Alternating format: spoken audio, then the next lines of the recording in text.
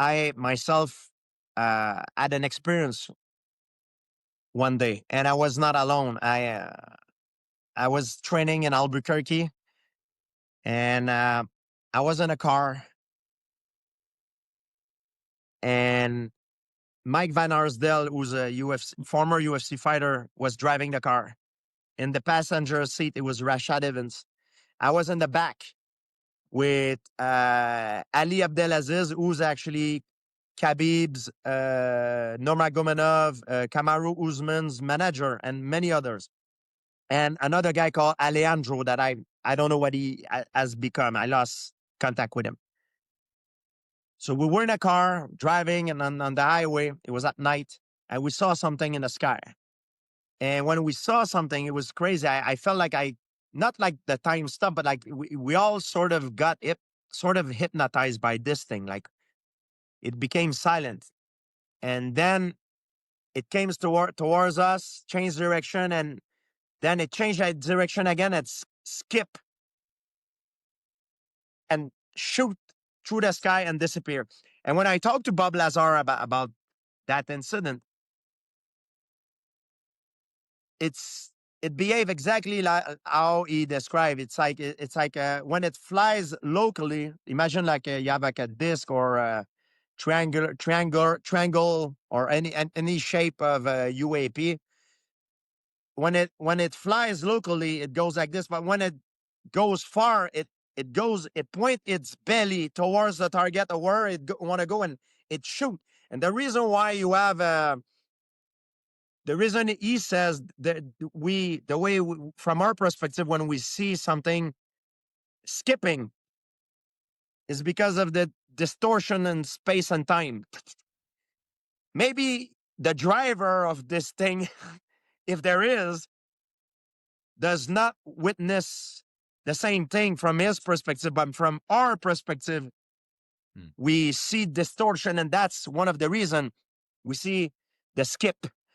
And when you see pictures of UAPs, very often on the edge, you see it's like blurry.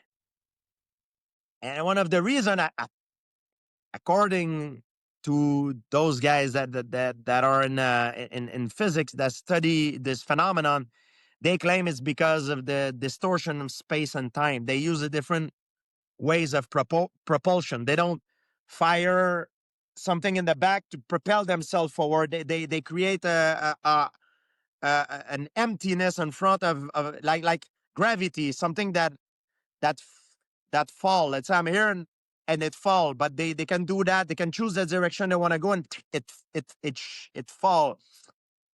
I do not understand the concept. I'm not educated enough, and I highly doubt there is a lot of people that can. I'm just saying that's the theory behind it, the UFO folklore. What these things are, I don't know. I know there is a phenomenon. There certainly is a phenomenon that is happening that is worth investigating. I don't know if it's foreign adversary, if it's a group of people that has developed a new way of propulsion. But these things, according to highly sophisticated military instrument, these things goes to incredible speed, then make a 90-degree turn. It's also transmedium. It goes through air, water without interruption. A lot of time it has been seen underneath the ocean. It has been seen going through mountain. I don't know what it is. It appears sometimes under the form of a disc shape, under a form of a triangular, of a square, of an orbs. There's different kinds of these things. I don't know what it is. And the weird thing about what happened to me when I was in the car that night is that we all saw something. We all saw something, but when we talk about it, because I've heard interviews where they talk about this incident, we described it differently, which makes us look like liars because to me, it lasted for about, I don't know, 15 seconds. It was a light coming towards us. Then it changed direction again, and then it skipped and disappeared. Maybe 15 seconds, but I heard other guys that were with me, they said it was 2 minutes. And it seems like our perception of what happened is different because there is nothing that we can identify that that behave the same way. No, you see a plane, you know it's a plane. You see a ship, you know it's a ship. Like, but what we saw, there's not. I've never seen anything like it. There's nothing I can identify that looks like this. Yeah, Rashad. Is it Rashad Evans was there?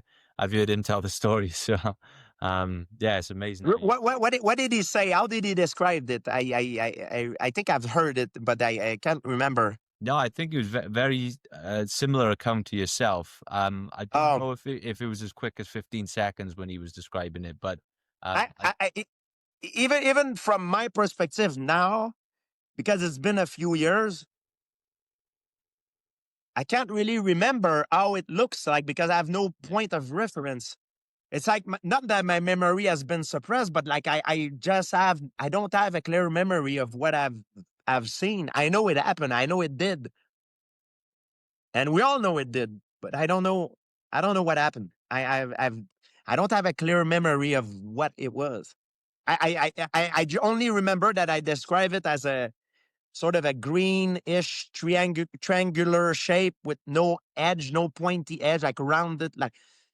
But I don't remember those details. I don't remember the actual thing happening. I know it happened, but I can't remember in detail. You know what I mean? It doesn't make sense. yeah. Well, it's Maybe I'm brain damaged, and who knows? No. That's why people like to say, "Oh, they're all fighter. They were all brain damaged in the car." They collectively make up that story.